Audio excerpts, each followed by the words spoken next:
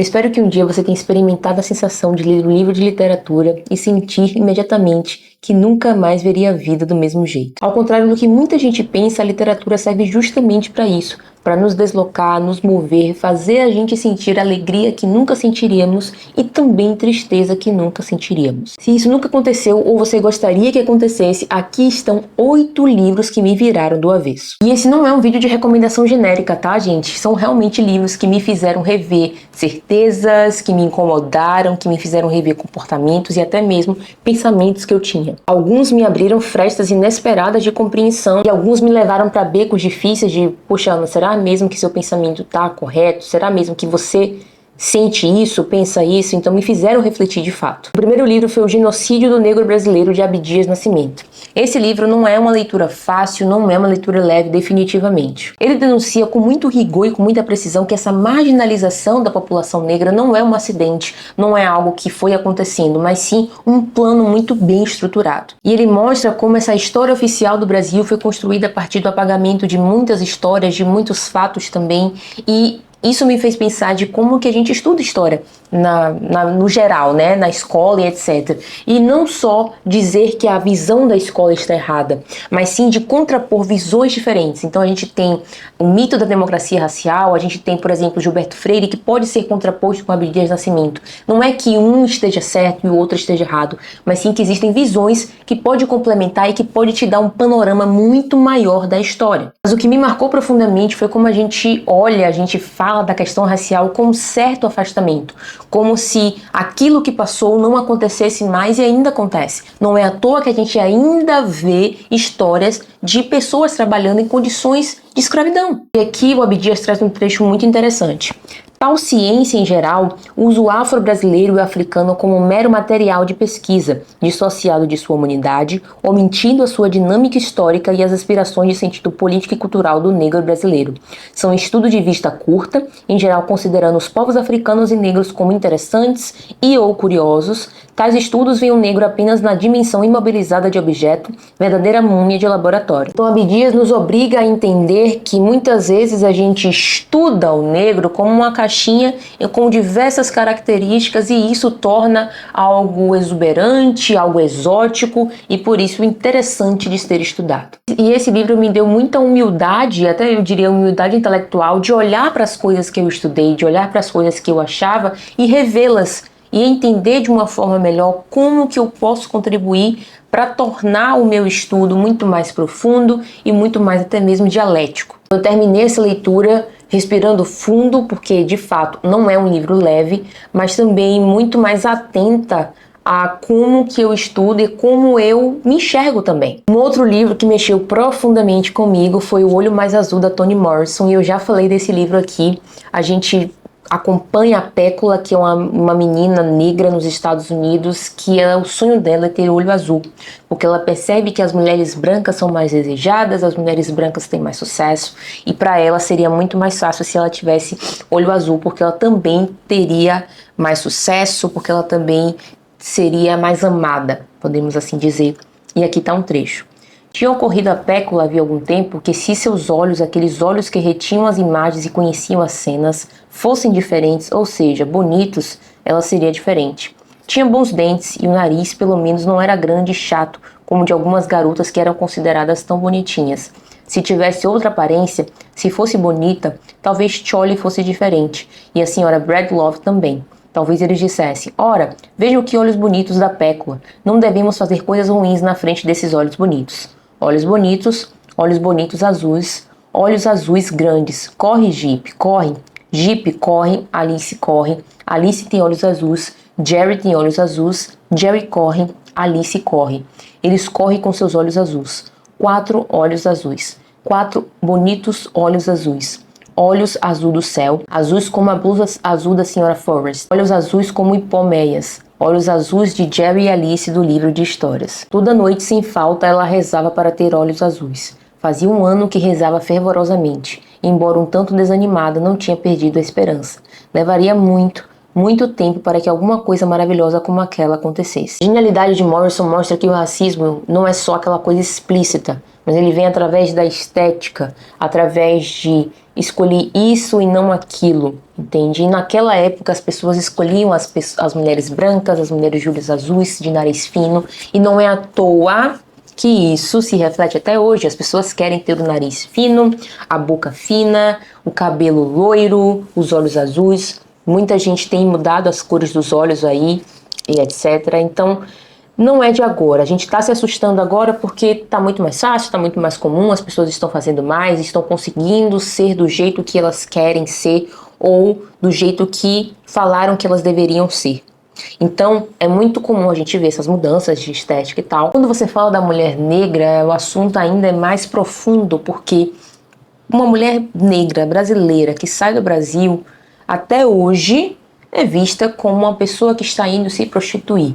Um homem negro brasileiro é visto como aquele símbolo sexual e etc e tal. Então, essas visões ainda estão enraigadas e elas permanecem. Nós, pessoas negras, precisamos ter muita resiliência e muita autoestima para aceitar os nossos corpos como são. E isso é um movimento muito complexo e até mesmo paciente. Eu acho que é paciente isso, né? De você olhar para outra pessoa e dizer, ó, aquela pessoa é assim e eu sou assim, eu me gosto assim. Principalmente, a gente precisa se gostar assim. Se a gente se gosta assim, já é um grande passo para que a gente não caia. E aí eu digo cair no sentido de cair sem conhecimento mesmo.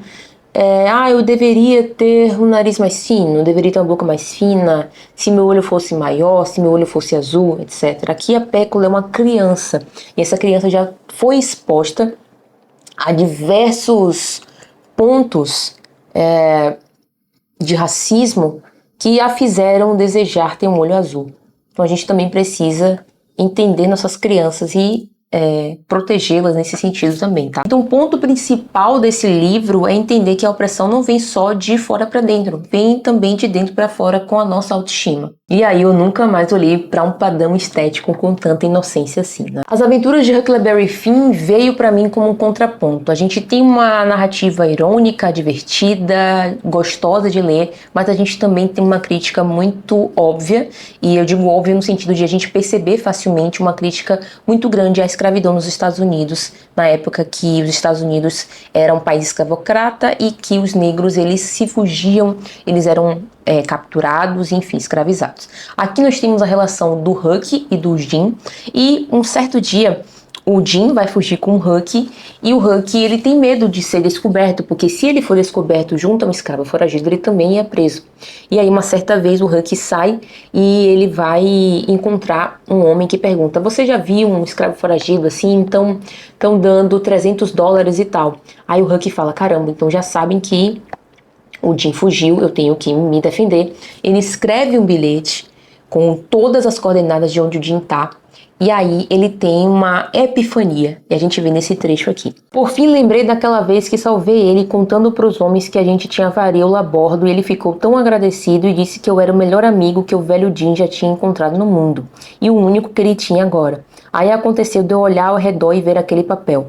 Tava num aperto. Apanhei o papel e fiquei com ele na minha mão. Tava tremendo porque tinha que decidir para sempre entre duas coisas e sabia disso. Pensei 1 minuto, prendendo um pouco a respiração, e depois falei para mim mesmo: tudo bem, então eu vou pro inferno, e rasguei o papel. Então esse livro ele marca a gente porque ele mostra através de um menino, através do Huck, a nossa própria hipocrisia. O Huck entende instintivamente que lealdade, que amizade é muito maior do que obedecer a regras injustas. Então para ele já era injusto, já era absurdo ter uma pessoa escravizada, uma pessoa que era dona da outra e decidia o destino, o lugar, o que come, etc. Quantas vezes os adultos que se julgam éticos escolhem justamente ao contrário do que o Huck escolheria? É uma pergunta muito boa, porque basta a gente ver os absurdos que a nossa justiça faz. Pessoas presas sem julgamento, pessoas presas sem culpa, e aqui eu estou falando de pessoas inocentes, que não fizeram nada, as que fizeram que paguem, certo? E para muitos esse trecho é o clímax do livro As Aventuras de Huckleberry Finn, porque mostra a decisão do Huck, Aqui é um caminho sem volta. Ele vai precisar arcar com as consequências e ele decide permanecer junto ao Jim, que agora e sempre foi, né, o seu amigo. A Máquina de Fazer Espanhóis, do Walter Hugo Mãe, também foi uma leitura devastadora. A gente vai acompanhar um senhorzinho que perde a esposa, os dois já são bem velhinhos, ele perde a esposa e ele vai para um asilo. E aí ele vê esse asilo como uma rememoração da sua vida, mas também sente muita falta da esposa. E aí nesse asilo que ele vai conhecer os amigos e que vai não começar uma vida de novo, mas tentar viver esse resto de vida que lhe resta. E aqui a gente vê um trecho. Abracei o corpo da minha mulher, segurei-lhe a mão, a sua cabeça no meu ombro. Criei um pequeno embalo como para adormecê-la ou como se faz a quem chora e queremos confortar. Vai ficar tudo bem, vai correr tudo bem. O que era impossível e o impossível não melhora, não se corrige. Estávamos encostados à parede sobre o cortinado, como fazíamos na juventude para os beijos e para as partilhas tolas de enamorados. Estávamos escondidos de todos, eu e a minha mulher morta, que não me diria mais nada, por mais insistente que fosse o meu desespero, a minha necessidade de respirar através dos seus olhos. A minha necessidade vital de respirar através do seu sorriso. Esse livro mudou a minha forma de encarar a velhice. De encarar a velhice do meu avô, de encarar a velhice da minha avó, de encarar a minha própria velhice, por que não, né? Porque todos nós estamos envelhecendo e ainda que na fase adulta seja algo invisível, ela vem chegando aos poucos porque você vê outras pessoas ao seu redor envelhecendo também. Então a transformação foi enxergar a velhice não como enxergar uma pessoa que não consegue produzir mais, mas uma pessoa que está indo embora e que você não tem como retardar isso. Você não tem como dizer assim, oh Deus, dá mais 100 anos de vida para meus avós, para os meus pais. Não tem como fazer isso. Você tem que aceitar que o tempo está passando. Já em A Sustentável Leveza do Ser, Milan Kundera me colocou numa encruzilhada de entender a leveza da vida, mas também o peso dela.